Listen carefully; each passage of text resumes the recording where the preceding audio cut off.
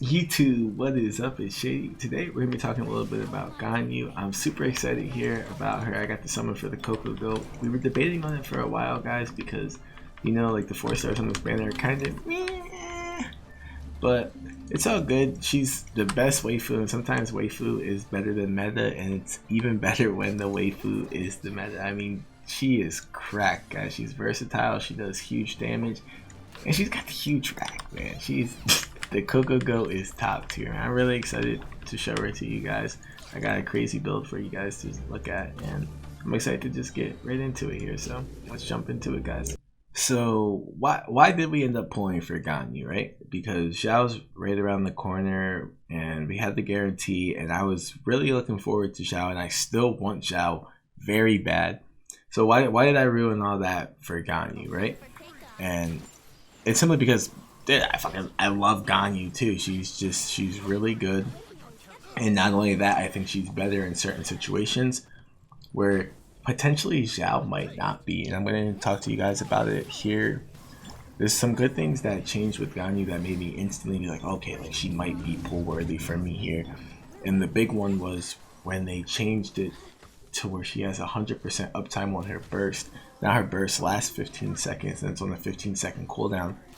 So as long as you have the energy recharge, you have 100% uptime on your burst. That is insane. That's game changing. At least for me it is, and I think whether using her as a support or a DPS, because it was questionable before release what people were going to build her as. I mean, I thought that she would be good as a DPS, but then people started saying that she could be a support.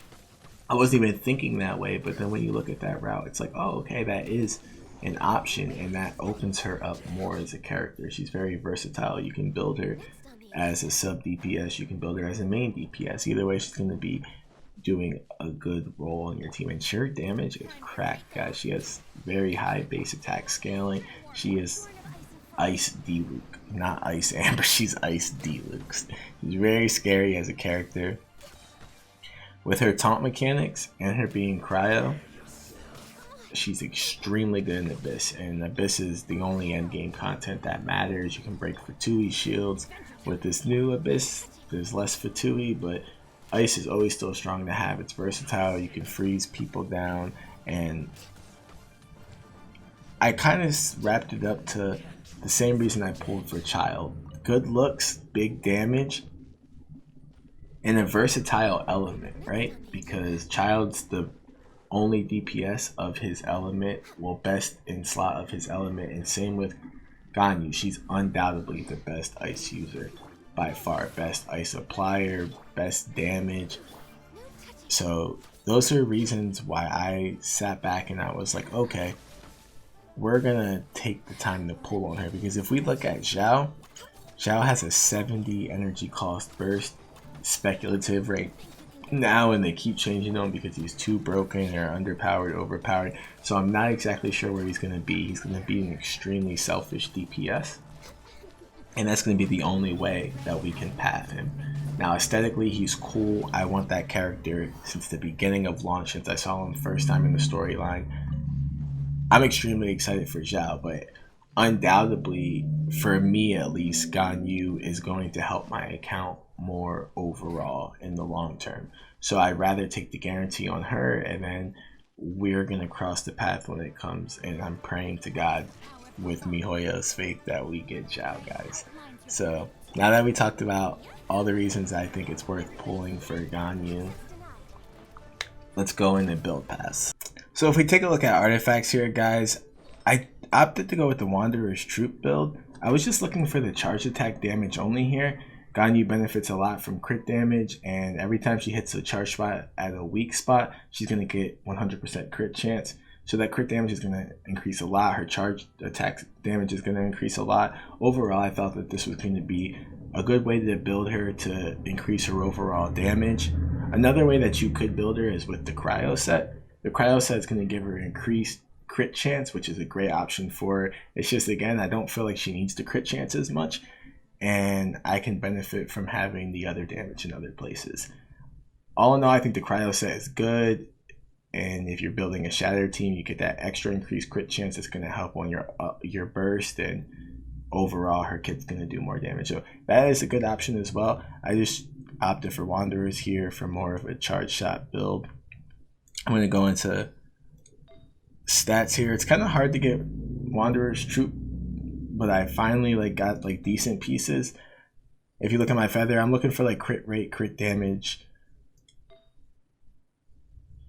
On your sands, I was debating right here if I was going to go with an energy recharge path or attack percent. So I had both options, and I ended up going with attack percent because I'm still getting really good substats here, crit rate, crit damage, and I wanted to increase her overall attack percent in general.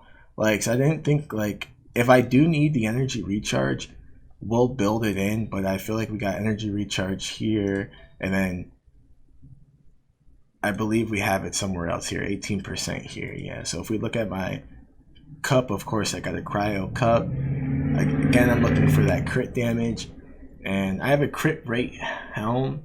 So as much as crit rate's not important on her, you still want to have a decent crit rate to crit damage ratio. 1 to 2 is ideal. I'm going to be a little bit lower than that when I'm looking for Ganyu, but I wanted to have some crit rate so when I'm bursting, I still have the crits and things in her kit that don't involve her charged attack.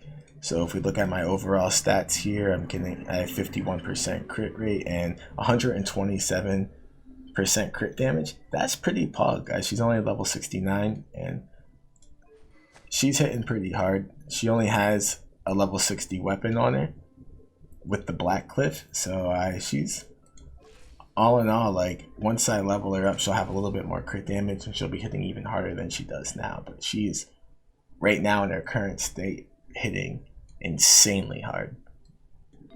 So another option I think that could be used here is if you were using her more of a support, maybe 2-piece cryo, 2-piece noblesse might be an option too if you wanted to capitalize on getting some more out of her burst. It is random, so I'm not sure how much that's going to benefit, but it could be an option as well.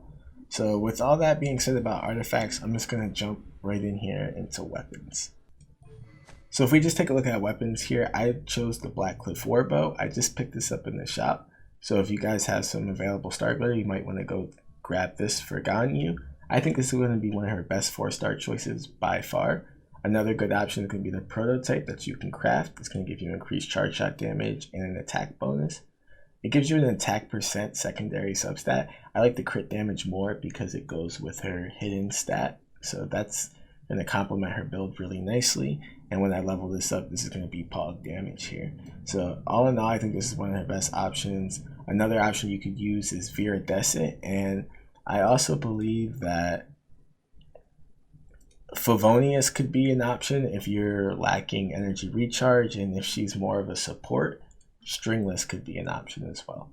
I'm going to be taking the time to try and test some weapons around with her and see what I like the most, so you guys can stay tuned for that. But as of right now with DPS, I think Black Cliff Warbow is going to be the best route. All in all, guys, I love the CocoGoat. Should you guys summon for her? I mean, that's completely up to you guys and based off what you guys need. I'm going to leave some footage behind in the video so you guys can see some gameplay at level 90 domains. I couldn't bring her into the Abyss just yet because I didn't feel like she was ready and floor 9 was a little bit ice heavy. So I just did level 90 domains. I hope you guys liked the video, and if you do me a favor, like the video, consider subscribing to the channel as we grow here, and much love as always. I will catch you guys in the next one. Push!